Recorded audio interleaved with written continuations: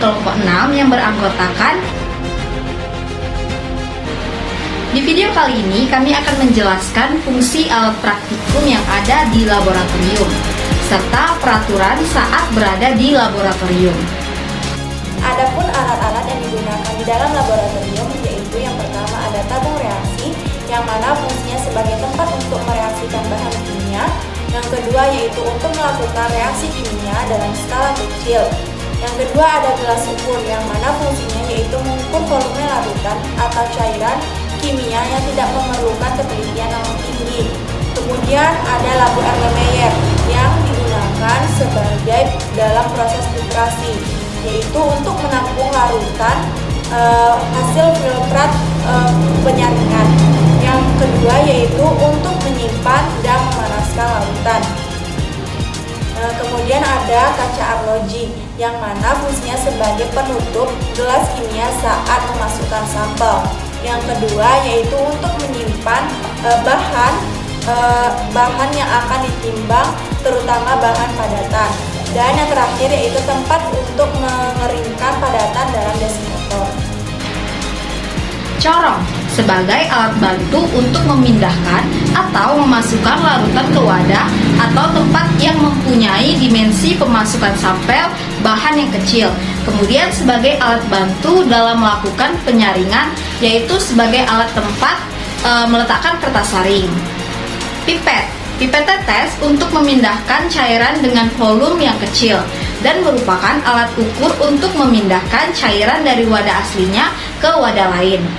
Buret berfungsi untuk meneteskan sejumlah reagen cair dalam eksperimen yang tentunya memerlukan presisi, seperti eksperimen titrasi. Pengukuran dari buret sangatlah akurat.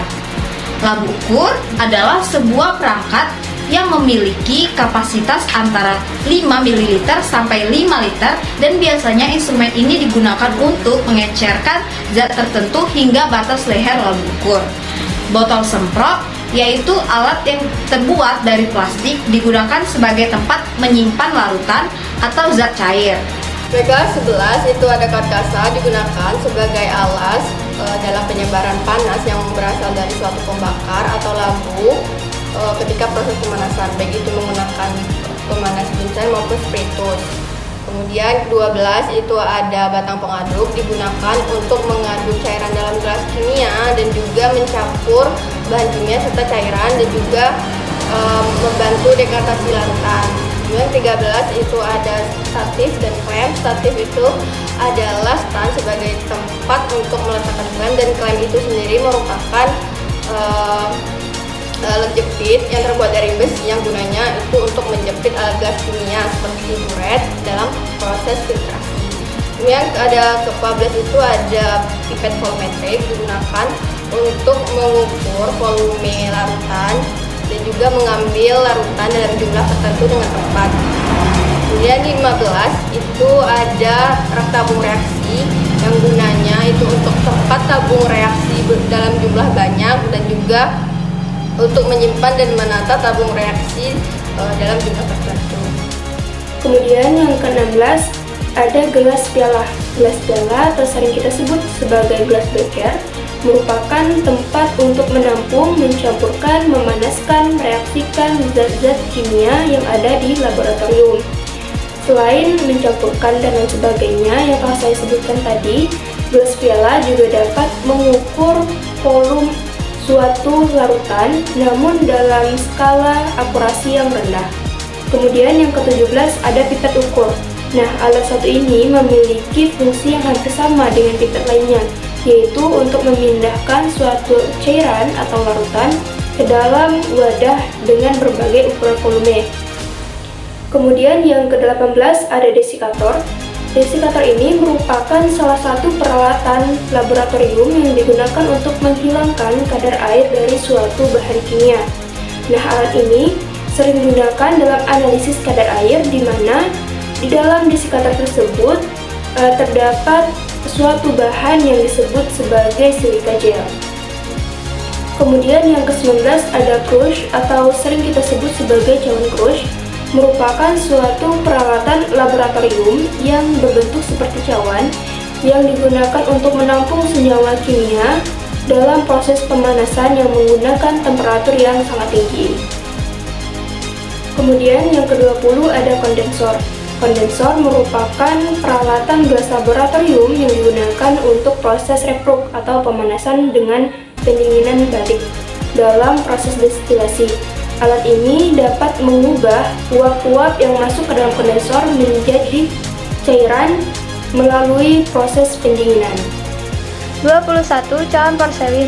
Cawan porselin berfungsi untuk mereaksikan zat kimia pada suhu tinggi, tempat mengarangkan bahan yang kemudian sekaligus tempat untuk mengabukan bahan, serta menguapkan bahan dengan cara dipanaskan baik pemanasan langsung maupun tidak langsung. 22. Bunsen. Bunsen adalah alat yang digunakan untuk proses pemanasan, pembakaran, serta untuk sterilisasi alat laboratorium. 23. pH meter. pH meter adalah alat yang memiliki fungsi sebagai alat ukur tingkat keasaman suatu zat atau untuk mengukur pH suatu cairan. 24. Termometer. Termometer adalah alat yang digunakan untuk mengukur suhu. 25. Spatula. Spatula berfungsi untuk mengambil bahan kimia padat. Adapun keselamatan kerja yang harus ditaati di dalam laboratorium. Yang pertama yaitu sebaiknya minumlah susu sebelum dan sesudah memasuki ruangan laboratorium atau menggunakan laboratorium guna untuk menetralisir racun yang mungkin terserap di dalam tubuh. Yang kedua yaitu gunakanlah perlengkapan laboratorium seperti jas laboratorium, masker, serta sarung tangan guna menghindari hal-hal yang mungkin terjadi. 3. Selalu berhati-hati saat menggunakan alat kaca, seperti gelas kimia, tabung reaksi, dan lainnya. 4. Ketika ingin mengambil bahan kimia, gunakanlah berbagai alat bantu seperti pipet, sendok, atau pipet.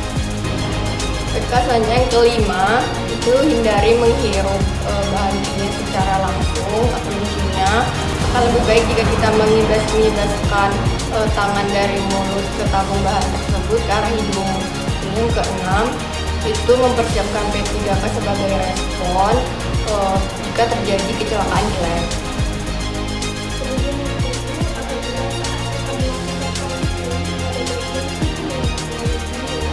Segeralah basuh dengan air yang mengalir pada bagian tubuh tersebut dan akan menjadikan segeralah lapor ke asisten dosen dan juga perusahaan dosen.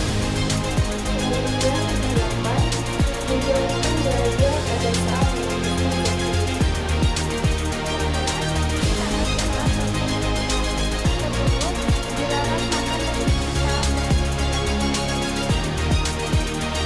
Adapun kelengkapan alat laboratorium bagi kelompok kami pertama ada termometer, kemudian ada pipet, kemudian ada batang pengaduk, kemudian ada spatula, ada natasari, ada monofoil, sarung tangan latex, masker medis, terus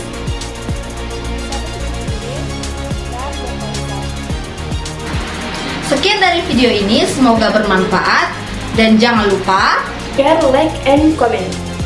Kami akhiri, wassalamualaikum warahmatullahi wabarakatuh.